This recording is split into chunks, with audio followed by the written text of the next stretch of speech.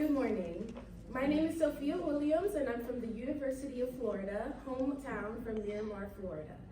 I just wanted to get a quick survey of the room by asking 2 questions. The first is, raise your hand if you've ever felt conscious about your physical appearance. Keep your hand raised if it's ever made you feel insecure. Thank you. In a world of endless marketing models of beauty, the curvaceous derriere is a cultural staple to the Black community, hailed as the most desirable attribute in mainstream media such as hip-hop, as well as a source of contentious debate on the internet. A Black woman's body is no stranger to the critical eye of society, having been placed on a pedestal and scrutinized for her worth since her introduction to the New World. From colonial injustices to contemporary challenges, I will be unraveling the complex narratives of beauty, body image, and anti-Blackness among Black women. Today, the voluptuous body ideal is increasingly sought after by Black women. Women who weren't blessed with naturally full breasts, a slim waist, and a curvy bottom strive for them through various means shaped by influencer culture and pre-existing notions of Black desirability and beauty. Most women utilize exercise to achieve this look, while others resort to more invasive and dangerous methods such as the Brazilian butt lift. The risks to attain an Afrocentric model of beauty are very life-threatening and raises the question, why are Black women risking their lives for the big butt?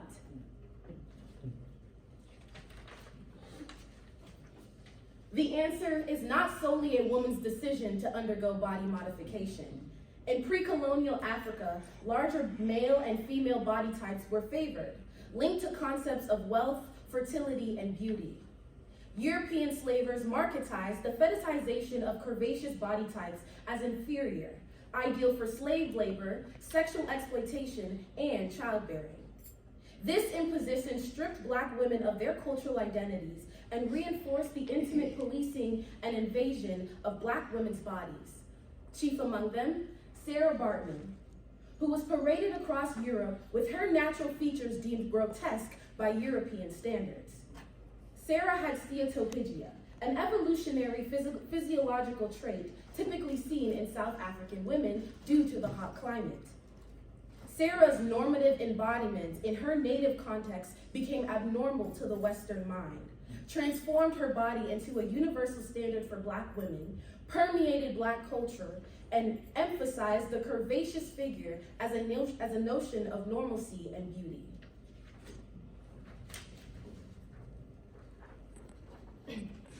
My research intends to examine the perpetuation of anti-Black sentiments that encourage Black women to celebrate their bodies while simultaneously villainizing them, leading to body dissatisfaction.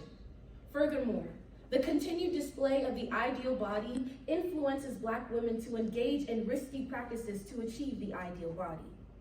To examine how the BBL represents colonial white ontologies that cultivate Black empowerment, we must analyze Western portrayals of Black women, their representation in popular culture, and the pressures cultivated by social media, with resonating implications that yet again satiate a white man's fantasy and obscure a Black woman's reality.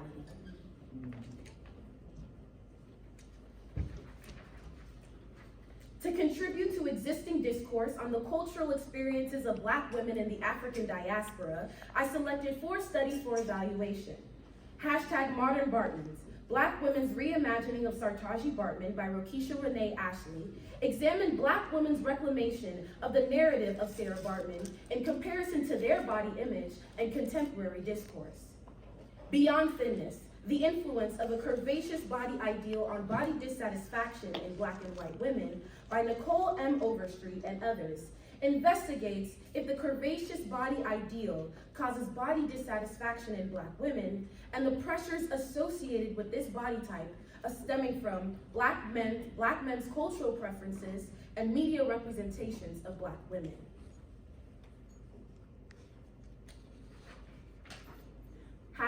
#Black Bodies Matter. Cross-Cultural Examination of Black Women's Motivations to Engage in Body Modification by Rokisha Renee Ashley and Jae Hee Jung explored motivations for body modification among Black women. Black women, BBLs, and body image, an inquiry into the role of social media plays in promoting the thick ideal by Lauren Grubbs and Casey R. Stannard was a collection of TikTok videos analyzing the influence of social media on body image concerns and the trend towards BBLs among Black women.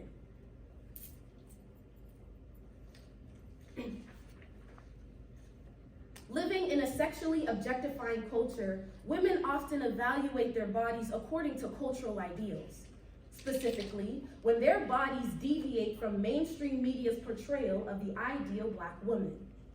My theoretical underpinnings were objectification theory and social comparison theory. Self-objectification, a tenet of objectification, involves continuous body surveillance, focusing on physical appearance and not internal feelings. Body dissatisfaction, a negative view of one's body, involves a perceived disparity between a person's evaluation of her body and the ideal body. Social comparison theory suggests that an individual strives for accurate self-evaluation in comparison to others with similar qualities. Thus, when Black women assess their natural bodies in comparison to other Black women in the media, their body esteem and self-satisfaction will be influenced.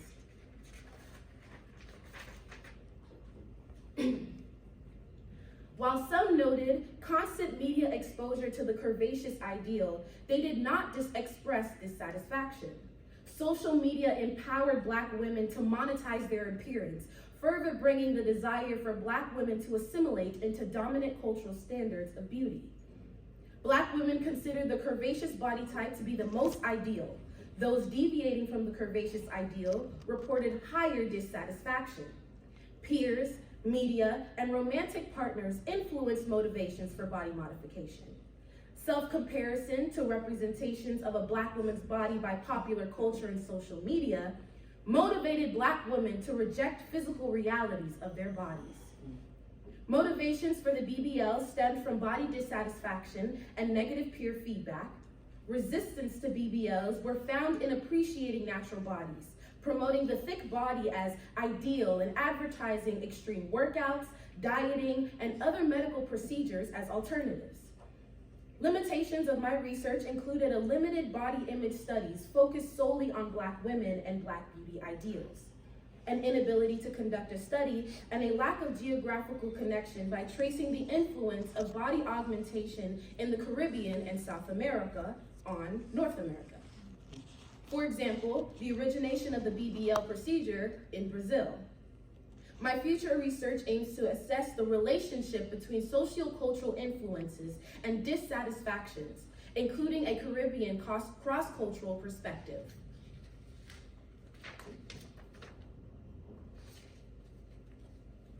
Hip-hop has become the modern marketplace of sexual capital for its predominantly white consumers, where exaggerations of hypersexual Black women have been cultivated into music videos using Black women as nothing more than sexual props, with Black men rapping lyrics focused on what a Black woman should look like.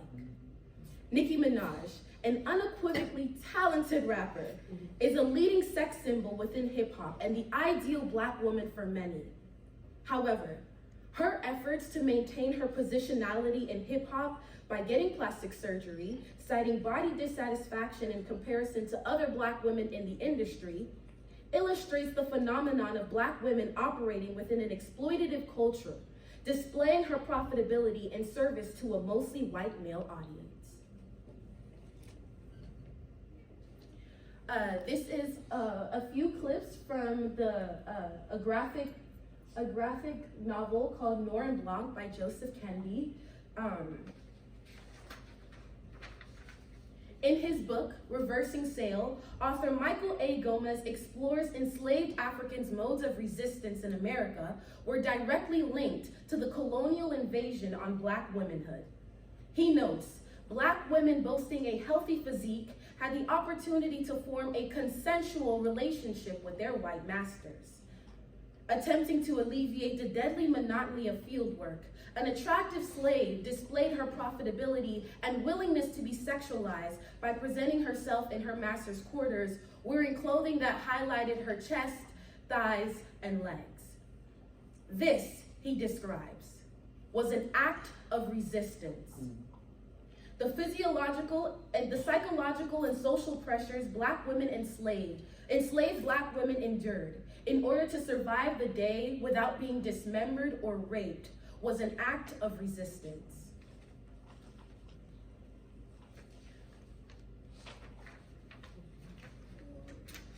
Today, Black women face a double bind, where women with the Bartman body type are yet again profitable, as the popularization for the hourglass body type has been appropriated and cultivated by non-Black social media influencers.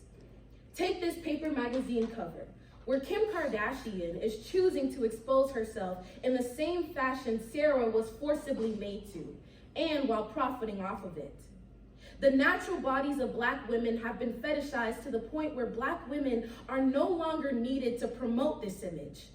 Technological advances and the digitalization of our objectification has given the impact to white women who are effectively cosplaying this hypersexual image, rewarding them for their ability to remove Black women from this image. This further pushes Black women into the fetish capital marketplace, forced to compete for the same praise and profits white women have received.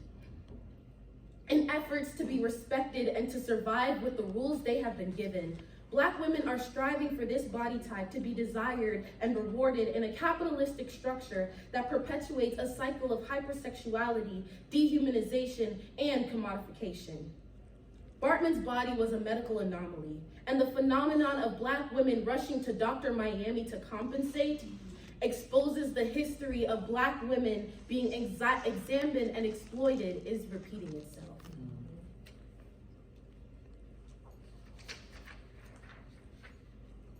Black women have always done what is necessary for their survival and the protection of their families. Influenced by social media and fueled by a need to compensate, Black women are working to ascribe to this ideology at the risk of their lives. The results articulated positive aspects as Black women are empowered by Bartman, protesting the ideals of white mainstream beauty by recasting Bartman's exploitation as a source of pride across social media. However, Bartman's image is entrenched in a legacy overshadowed by slavery, involuntary submission, and colonialism. And Black women are still having issues with their body image today. The idea of Black femininity and desirability that Black women are consuming was cultivated by European standards and shaped by misogynoir, creating a marketplace for the exploitation of Black women. Black women's triple consciousness, contending with her identities and the perceptions from white men, Black men, and white women, reveals that Black woman's sexuality will always be questioned. And this idea produces detrimental consequences for Black women. Black women are not a monolith. It is time we cultivate our own standards of beauty and be comfortable in our skins to foster a culture that praises a woman for what she does have instead of what she doesn't. Center happiness and body satisfaction and no longer viewing a Black woman's beauty solely through her sexuality. Thank you.